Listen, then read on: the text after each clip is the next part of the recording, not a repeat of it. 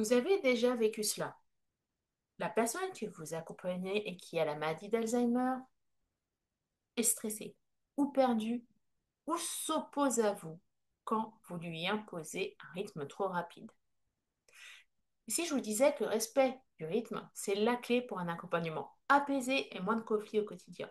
Et ça, c'est ce que vous enseigne la méthode Lien et ça change vraiment tout. Alors, tout d'abord, avant de rentrer dans le vif du sujet, une petite présentation rapide. Je suis Albert Audrey, conseillère de vie Montessori Alzheimer, fondatrice d'Alzheimer et alors.com et créatrice de la méthode Lien. J'ai une double casquette, j'ai été aidante de mes deux parents et je suis aussi une professionnelle de santé diplômée d'État dans le paramédical gérontologique. Aujourd'hui, je vous explique pourquoi le respect du rythme de la personne accompagnée est un pilier fondamental de la méthode Lien, à savoir le L, liberté d'agir à son rythme, et comment cela va améliorer la qualité de vie au quotidien de la personne que vous accompagnez, mais aussi la vôtre. Tout d'abord, on va parler neurosciences. Donc, le cerveau d'une personne évoluant avec la maladie d'Alzheimer fonctionne différemment. Bien sûr, vous le savez.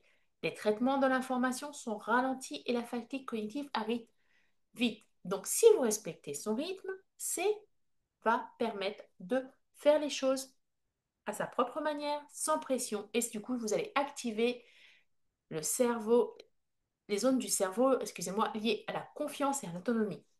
Le cerveau émotionnel. Et c'est celui-là qu'on va chercher dans la méthode lien. Et c'est celui-là qui est le plus important parce que c'est celui-là qui fonctionne jusqu'à la fin de la maladie d'Alzheimer. Et c'est cette approche qui va limiter l'anxiété, réduire les comportements d'opposition et favoriser un mieux-être durable.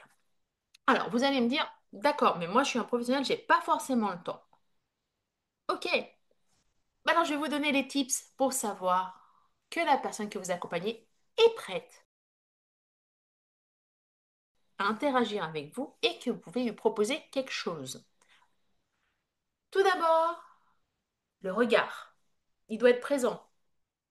La personne que vous accompagnez soutient votre regard ou va balayer la pièce calmement des yeux. La posture, son corps va être détendu, ses mains posées, elle va avoir des gestes doux, pas des bras croisés ni de crispation. Au niveau de l'expression du visage, elle va être soit neutre, soit souriante. Vous ne verrez pas de froncement de sourcils et la bouche sera relâchée. Au niveau de l'attention, elle va être spontanée. La personne va réagir à votre arrivée, tourner la tête vers vous ou suivre un objet du regard.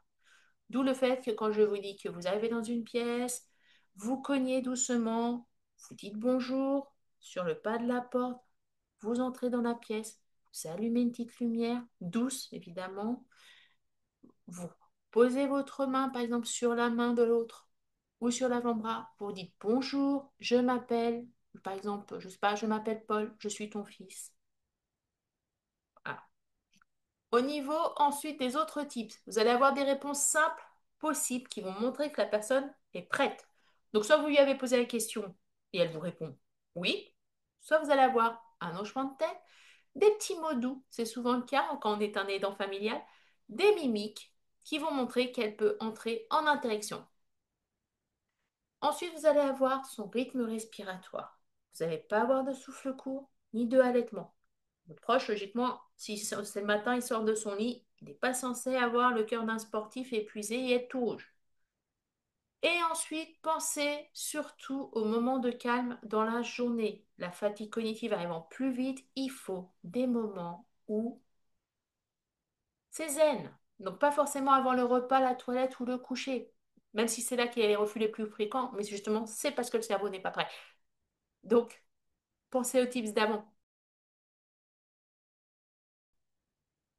Donc, en conclusion, vous observez sans intervenir trop vite, vous proposez, mais vous n'imposez pas. Vous encouragez les petits gestes, même lents. Ça peut être par exemple se redresser dans son lit, dire bonjour, parler de la météo du jour de l'heure, demander si la personne a bien dormi, s'asseoir après au bord du lit, s'étirer, puis se lever pour aller prendre une douche par exemple.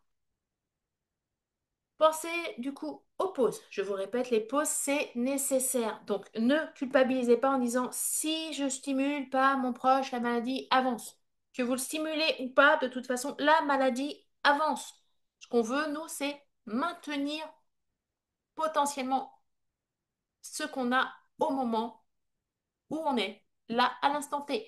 Et acceptez surtout les répétitions de votre proche comme un besoin, pas une contrainte. Il ne fait pas ça pour vous enquiquiner. L'information n'a pas été codée. Donc, il ne se souvient pas de vous avoir posé la question 10 fois, 100 fois, 200 fois. Vous allez me dire, non, c'est horrible, vous ne savez pas ce que vous vivez. Si, je l'ai vécu en tant qu'aidant et je l'ai vécu en tant que professionnel. Et j'ai fait partie de ces personnes qui sont prêtes à répéter 200 ou 300 fois la même chose avec le sourire sans aucun problème. Ce qui avait le don de faire beaucoup rigoler mes collègues de travail. Voilà, donc en conclusion, si vous souhaitez intégrer avec la bienveillance dans votre quotidien, vous avez le guide complet de la méthode lien totalement gratuit en lien dans cette description. Et si vous voulez en discuter directement avec moi, vous pouvez demander un bilan flash sur alzheimer-et-alors.com. Merci de m'avoir regardé et à mardi prochain pour d'autres conseils bienveillants.